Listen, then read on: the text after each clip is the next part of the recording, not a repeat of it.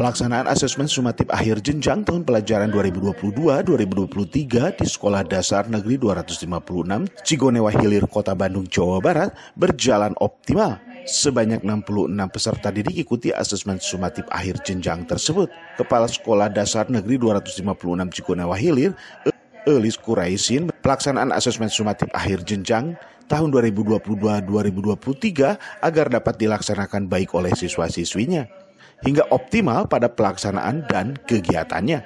Alhamdulillah hari ini adalah hari pertama. Sekarang namanya itu diganti jadi ASAJ apa ya? Asesmen akhir jenjang SD itu. Jadi asesmen sumatif akhir jenjang di SD. Itu kami laksanakan selama 5 hari dari hari Senin sampai hari Jumat.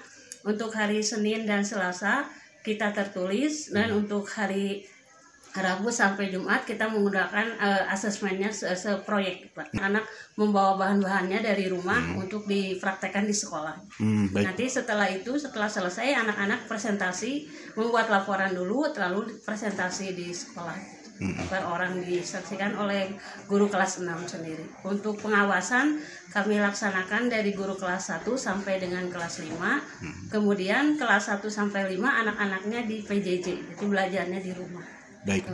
Harapan Ibu oleh pelaksanaan bisa berjalan lancar dan mendapat pengetahuan kepada anak-anak tentang pelaksanaan asesmen ini sebagai proyek, karena ini baru pertama kali ya Pak ya, asesmen proyek ini dilaksanakan. Kalau tahun-tahun kemarin dilaksanakannya hanya tertulis saja. Kalau sekarang ada proyek, jadi anak mengalami langsung prakteknya dan bisa diterapkan dalam kehidupan sehari-hari di rumah. Widi Herian mengabarkan Hades TV, Kota Bandung, Jawa Barat.